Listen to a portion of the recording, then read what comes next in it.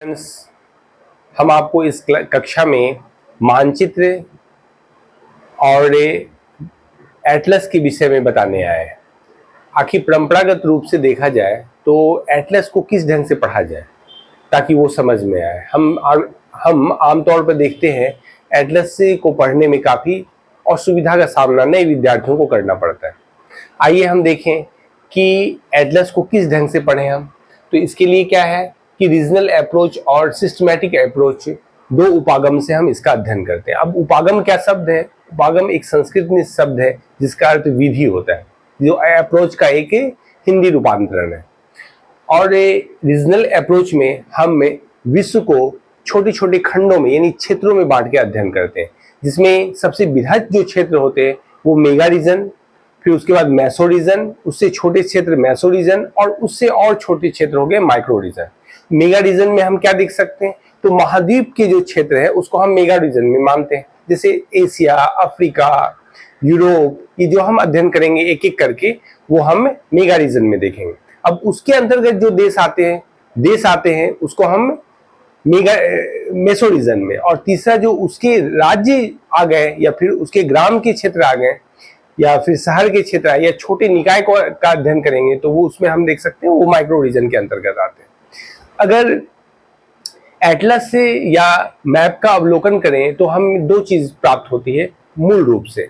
एक है क्या? पॉलिटिकल मैप, और दूसरा हो गया नेचुरल या फिजिकल मैप हम कहते हैं। ज्यादातर देखिएगा मार्केट में जो आती है वो फिजिकल मैप या फिर पॉलिटिकल मैप के रूप में हम देखते हैं, जो बाजार में विद्यार्थियों के लिए सुलभ की जाती है। अब यहाँ इसी कारण इसमें भौतिक मानचित्र और राजनीतिक मानचित्र के रूप में मूल रूप से बांटते हैं।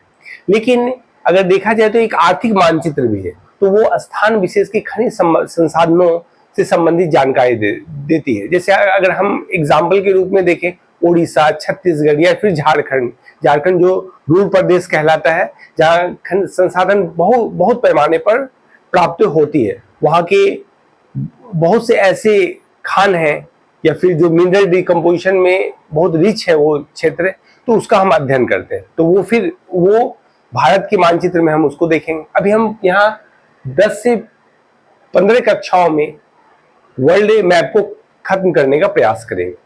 तो अगर देखा जाए तो आर्थिक क्रिया विधि जो है, मानव की आर्थिक क्रिया विधि, उसको बांटा जा सकता है primary sector, secondary sector, tertiary sector, फिर क्वार्टरनरी सेक्टर और फिर क्यूलरी सेक्टर, जो कि बोर्ड पे लिखा हुआ है। इसमें अगर नीचे का नहीं दिखाई दे रहा है तो आप लोग इसको लिख सकते हैं। प्राइमरी सेक्टर के अंतर्गत वे कार्य आते हैं जो खुले आसमान के नीचे किया जाता है। जैसे आप देख सकते हैं ना, कृषि कार्य जितने हैं खुले आसमान के नीचे होते हैं। तो ये अब ग्रीन हाउस को छोड़ दिया जाए, अगर वो लगा दिया जाए बैग, तो वो एक एक्सेप्शन है, तो वो नई चीज है, ये अन्यथा परंतु ना करें आप, ठीक है। तो कृषि कार्य जो होगा वो प्राथमिक क्षेत्र में है, जिससे संबंधित लोग जो जुड़े हुए हैं उसको रेड कॉलर की संज्ञा देते हैं। रेड कॉलर, इन कॉलर, शर्ट का कॉलर जो होता है ना, तो उनके रंगों के आधार पर उसको निर्धारित की जाती है। अब दूसरा है द्वितीय क्षेत्रक, जिसमें उद्योग सेक्टर आता है, उद्योग के क्षेत्रक आते हैं। उद्योग क्षेत्रक में वे लोग संलग्न होते हैं जो प्राथमिक क्षेत्रक से कच्चे माल के रूप में इस्तेमाल करते हैं। अब तीसरा क्षेत्रक जो हो गया टर्सरी सेक्टर, वो सेवा उद्योग है। अब सेवा उद्योग में जैसे शिक्षा का कार्य, फिर आप देख सकते हैं मेडिकल सर्विसेज, फिर लॉ फॉर्म हो गई, या तमाम जो क्षेत्र, ट्रांसपोर्टेशन, ये सब देख सकते हैं जो सेवा उद्योग में लगे हुए, जो अदृश्य होती है। ऐसा सेक्टर जो अदृश्य सेक्टर है, जिसको हम सेवा उद्योग के रूप में जानते हैं, इसमें संबंधित लोग पिंक कॉलर की संज्ञा दी जाती है।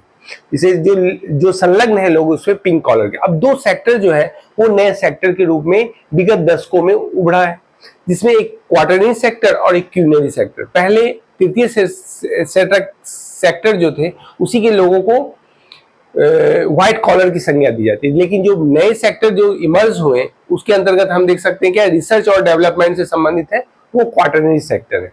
तो इससे संबंधित कौन से लोग हो सकते हैं? जो रिसर्च करने वाले हैं, यानी वैज्ञानिक हो सकते हैं या फिर खोजकर्ता हो सकते हैं, इसको हम देख सकते हैं इसमें क्वार्टरनरी सेक्टर में। और क्वीनरी सेक्टर जो हो गए वो गोल्डन कॉलर वाले लोग होते हैं।